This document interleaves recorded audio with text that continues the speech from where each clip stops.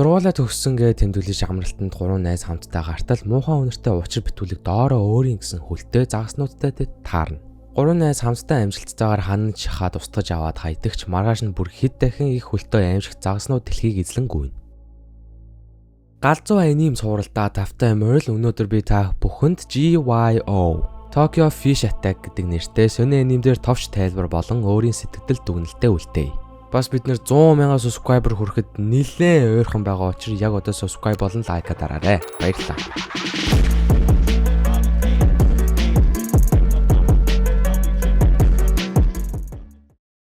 Kaori хэмээх нэмэгтэй төгсөлтийн баяраа тэмдэглээд Окинавад 2 найзтайгаа амралтаар ирсэн байдаг. Тэд хамтдаа Kaoriгийн найз залуугийн аваг ахыхын байшинд байрлахаар болдог. Хөнгөн хоол эзний дараа тэд байрлалгаа явж очиод орох гэтэл маш муухай өгсөн үнийн үнэр сингэнэ. Хамраа чимхэд гяс бөөндөө ороод хамаг хаалга цонхнуудаа нээгээд арай гэж үнэрийг нь нам дарж авахд гэрийн болонгуудаар нэг учир битүүлэг зүйлгүйгээд идэг бөгөөд Kaori ширээний хойно орсон байх үеэр нь түлхээд бяцалж алаад хартал доороо хөлтэй загасав. Хөлтэй загас хараад гүн шоконд орсон манай хэд ямартай ч уутан тийгээд гаргаад хайдаг. Даанч Kaori-г явсны дараа нөгөө ууттай загас дээш хурж нисээд алах болно. Маш сонирхолтой. Маргааш нь тэдний найз Эрика 2 залуу гэртээ дуудсан байх бөгөөд залуучууд бол энэ амралт чинь уйдгартай штэ гэдэг. Kaori жоохон дургу байдаг ч эсрүүгүйсэж чаддгүй. Эрика нөгөө залуучуудыг дагуулад нэг өрөөнд ортол цонхны цаана нь аврах хөлтэй махчин загас зогсоно. Аимшигтай дүр зургийг хараад бүгд сандралтаа зүгтэж гарч ирэхэд загас хойноос нь хөөгөөд бүр гэрт нэвтэрч орж ирнэ. За залуучууд нь нэг юм бодоод туслах юм болов өгсөн чинь тэр жигтэй цухтаад яваад өгнө. Аки хэмээх найз нь хитрхи хайснаас болоод ерөөсөө хөдөлж чаддаггүй. Тийм болохоор Эрика надад туслаач гэдэг чи Эрика найзаагаа өшөглөөд намайг тавьж явуулж хэмээн цухтана. Kaori Аки найздаа туслаад босгоод хамтдаа нэг өрөөнд нуугцдагч загас дагаад ирнэ. Гэтэл олж нуугцсан өрөөнд нь бас Эрика байх өгөөд загас Эрикаг хатгаад амжина.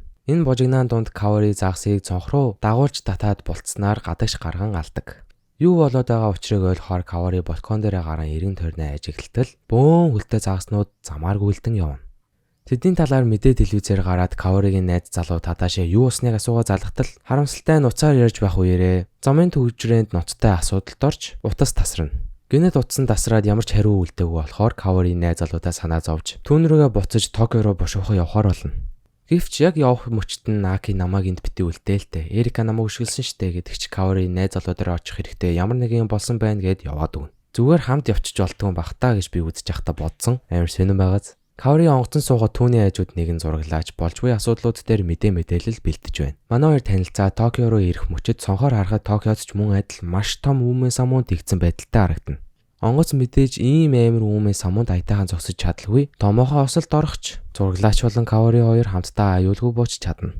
Зураглаачийн маань зорилго нь болохоор Koyonaгийн судлаачийг олж энэ бүх асуудлуудын учрыг тайлах бөгөөд Kaori-гийн найз залуугийн авах ах нь Koyonaгийн судлаач болохын зурагнаас харж мэдэж аваад Kaori-г хамгаалангаа найз залуу авах ах хоёрыг нь олохоор хамт явна. Окинавад болохоор Аки Эрикаг юу гэж байгааг харахаар очтол Эрика махчин загасны дайралтын үеэр загаснаас халдвар аваад маш муухай ногоон мангас болон хувирсан байдаг. Эрика гинэд Акиг хөөж барьж аван Акиж өөрийгөө хамгаалах үеэр энэ бүх хугацаанд тээсэн уур хилэнгээ гаргаад Эрикаг балбаж эхэлснээр түүнийг халаад өгнө. Нөгөө талд Kaori зураглаач хоёр богоонд суусан боловч богоон нь замаасаа гарч сүйрнэ. Өө ямар ядаргаатай юм бэ? Явсан бүхэн бүтлгүй ингэж бодож ивэл үүмэн самуун тэгсэн үед угаасаа юм болох нь ойлгомжтой. Тийм биз дээ. За яаж юм бүүмэд манай энэ хоёр бас дахиад амьд үлдэнэ. Онгоц нь носолдоход амьд үлдээл, богоон нь носолдоход амьд үлдээл ёстой. Дэлхийн хамгийн азтай хоёр юм шиг байна. Манай хоёр гадаа гарч иртэл хөлтөө загаснууд хаашаа юм бүүмэд урагш гүйх бөгөөд урдан тааралцсан саад бүрийг устгаж байна. Харахад үнэхээр аимшигтай дүр зураг. Зураглаач Kaori хоёрыг маань бас нэг том махчин загас хөөж устгахыг оролддог ч овсгойтой сэргэлэн байж чадсанаар арай гэж амьд үлдэнэ. Арай гэж амьд үлдлээ хэмээн бодож байтал Kaori-г муухай наймаалж бариад авна. Зураглаач гяс нэг ачааны машин олоод наймаалжийг мөрөгснөөр Kaori-г авраж амждаг. Хамаг хурдаараа явсаар Токио хот руугаа орох гэтэл үүмэн самуунаас болж тэднийг цааш явахыг хориглодог. Орохыг оролдож өөлж нэг үзээд ухаан санаагүй дайрж нэг үзээд ерөөсөө амжилт олдгүй болохоор байрлах газар олж ямартай ч хамтдаа байрладаг. Юу болж байгаа дээр тодорхой мэдээлэл цуглуулах үүднээс тэд интернетийг ухтал хүмүүс халдвар авсан ногоон аимшигтай дүр зурагт хувирж байгааг олж хараад бас Kaori-гийн найз залуугийн авах ахыг нь тухайн асуудал дээр мэдээлэл өгч байгааг мэдэж авна. Үүнийг мэдэж аваад бас Токио руу орох боломжгүй байгаа болохоор эхлээд найз залуугийнхаа авах ах буюу судлаачийг олоод асуудалтай гаргалгаа олохоор хамтдаа хөдөлцгөнө. Энэ бүхний хажуугаар Аки зам дагаж алхаж байтал Эрикагийн биеийг нэг сонин хоолой шиг юмнууд сүлбэж ороод эзэмдээ төлтөө болсноор Акиг хөөж эхэлнэ. Аки чадлаараа зүгцаар нэг хашаад аваад унтал бөөн аимшигт загсан дунд орсноор өөд олноо. Харамсалтай. Та нар ийм амар аимшигтай Эрика шиг найзтай бити болоорой. Дэлхий дээр ийм аимшигтай гамшиг болж байгаа та нарыг зовоохоос өөр юм хийхгүй байх нэ. Хаха. Каори судлаач аваг ахыхаа гэрийг мэддэг учраас ядахмгүй олж очиод гэрт нь ороход хүн байдаггүй учраас дээш гарч компьютер дээрхийн ухаж судлаж суужгаад саяхан хөлтөө загсан дээр хийсэн судалгааг нь үзээд гэрийнх нь доод давхурт байх лаборатори руу ортол түүний найз залуу ногоон бит болон хувирсан байна. Яа, бас л заван харагдчих шүү. Дэлхийн дайн бас өөр ноцтой явдлуудаас болж хүмүүс үхлийн өмхийн үнэр буюу далайгаас ялгарах үхлийн аюултай хий бий болоод үүнд нь загснууд өртөж мутацанд ороод хүл ургаж бий болоод халдварлах аюултай гамшигт байдалд хүрсэн байдаг. Ёстой жинхэнэ жээ. Гэтэл судлаач лаборатори дотор орж ирээд энийг би уг нь харуулахыг хүсээгүй юм гээд сонин юм бүлт үсэрж ийснаа Тадашигийн хөлийг идэвхжүүлчихнэ. Өөдөө хайсан чулуу өөрийн долоо дэргэгч нөгөө өвлийн идэвхжүүлээд хайцсан Тадаши шууд судлаачийн цээжийг хөлөөрөө зоогоод цухтаад явдаг. Каоригийн найз залуу хэдий мутацанд ороод ногоо мангас болсон байдаг ч Каори хайртай юм болохоор хойноос нь хөөгд явна. Хайр гэж ийм л агуу зүйл байдаг байх нэ шүү.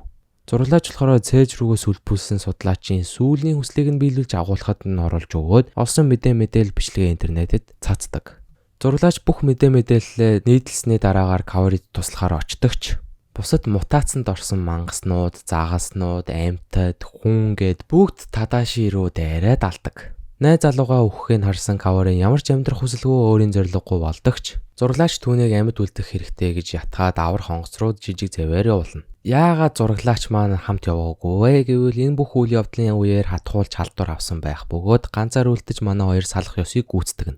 Даанч мутацанд орсон энэ загас болон мангаснууд аль үжээ дэлхийг эзэлсэн болохыг бид харна. Авар хонгоцон дээр хүмүүс энэ муухан үнэр гамшиг хизээч адаг болохгүй дээ хэмээн ярихад Каори би энэ үнэрт тасчихлаа гэж хэлснээр энэ аним маань дууснаа.